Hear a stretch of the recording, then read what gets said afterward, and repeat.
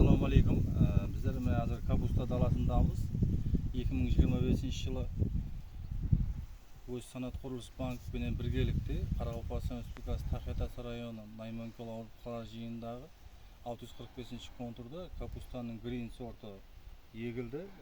Міне азыр Құда қаласа капусталарымыз өніп шығып, барлық суғару жұмыстары алып барылды.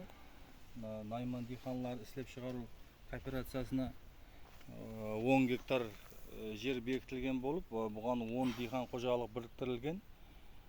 Har bir dihan қожалығына 1 гектардан бөліп берілген. Капусталардың бәрі суғарылды, жақсы өніп шығуы.